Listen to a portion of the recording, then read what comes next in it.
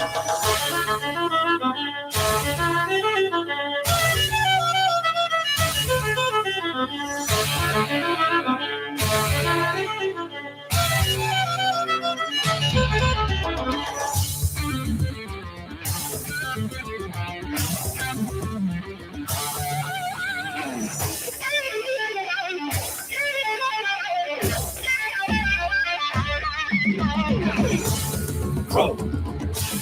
Crrow, Crrow, Crrow.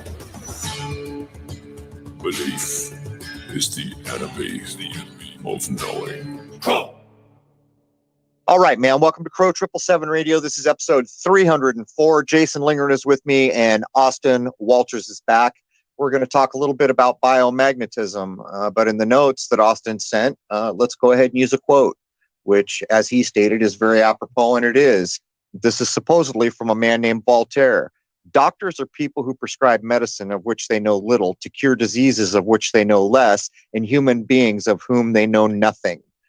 Interesting quote to have been ascribed to a man called Voltaire, but I'm a bit burned out still from getting to 300. Jason, how are you doing? Oh, yes. I'm, well, good afternoon, and I guess I'm great. Yeah, I feel like I've got more balls in the air than I can continue to juggle at times. But, well, actually, by the time this comes out, 300.2 will already have run. But do we have anything? I think everything will have been passed by the time this gets out, so let's move forward. All right. Welcome, Austin. All right. Thank you guys for having me. Welcome back. Your dreams are, sorry, I'm not going to quote old cheesy TV shows, but how have you been since last time we spoke? It's been a long, almost a year since we did the episode previously, and a whole lot has happened. A whole lot of lessons learned, new knowledge, circumstances have changed, of course, for a lot of people. A little bit of good, a little bit of bad, as we always see in life. So I'll be excited to kind of get into some of that today, and we'll push it down the road. Okay, perfect. Just for everyone listening, Austin does not have time to give out an email for contact because of the situations in the world that he's dealing with. So he will be in Crrow777radio.com comments under episode 304. And Austin, you do have an active account. If not, I'll be sure that you do. Do you? I do have an active account, yes. All right. Okay. So let's jump in here. You know, we're going to talk about biomagnetism. And every time I think about it, there are two overarching kind of topics we hit on a lot that are near and dear to my heart. The first one is the sun is electric, the moon is magnetic, or the daughter of electricity. There's only one force in the world from my point of view, which is electricity, and the other one would be cymatics. So what do you think, man? Do you think cymatically at all when you're doing your biomagnetism? 110%. In fact, I would say that has been even further reinforced with a lot of the new knowledge that I've acquired over some more advanced biomagnetism training that I've been able to attend. And I think that there's an extremely, there's really no difference in my opinion. Everything is vibrating, everything is moving at certain speeds, frequencies. All of that, of course, goes under the umbrella of cymatics. And when we are looking in this therapy anyway at certain conditions or things that we might encounter with an individual, cymatics is integrally tied into that. So yes. You know, I always forget the name. Everyone knows, you've seen it on clips. There's like a little black magnetic liquid, and I forget what they call it. Every time I see the name, I try to burn it into my memory, but it doesn't stick because truth is, there's dirt in my neighborhood that's younger than I am. No, I'm making a joke, but it shows you a different view of what happens when a magnet is applied to a thing. And in a way, well, not in a way, directly, that's like 3D cymatics, isn't it? I would completely agree. And I think, Crow, what you're referring to is Newtonian fluid, I believe. Somebody out there may be able to correct me, but yes, that's a very good way for us to kind of see how these fields interact on a physical object. Yeah.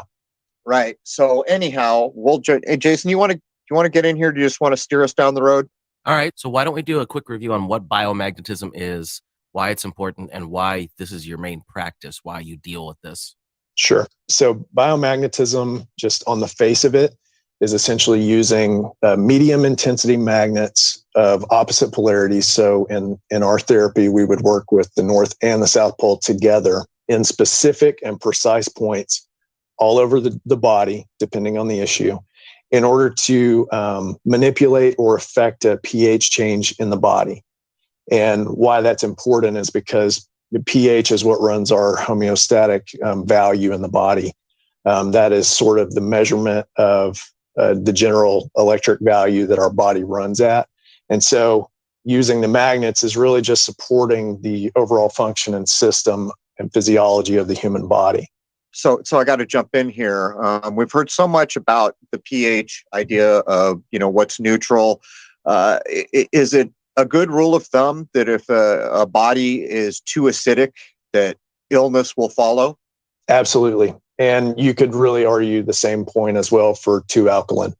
Although it would be much more difficult to get to the too alkaline state. It's easier to get into the acidic state. But you really want to be right in the middle, and that's, I love something that has always stuck in my mind, Crrow, when I've heard you talk about the middle way is the best way.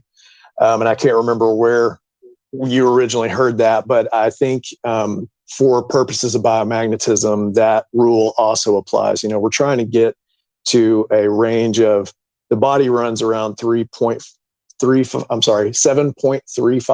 7.45 in terms of pH. So it's right there in the middle of this range that they've set down for us. We want to make sure that you have a little bit of both. There's parts of the body that need to be acidic. We would, for example, talk about like stomach acid. We don't want stomach acid to be alkaline. We need it to be acidic to help digest our food.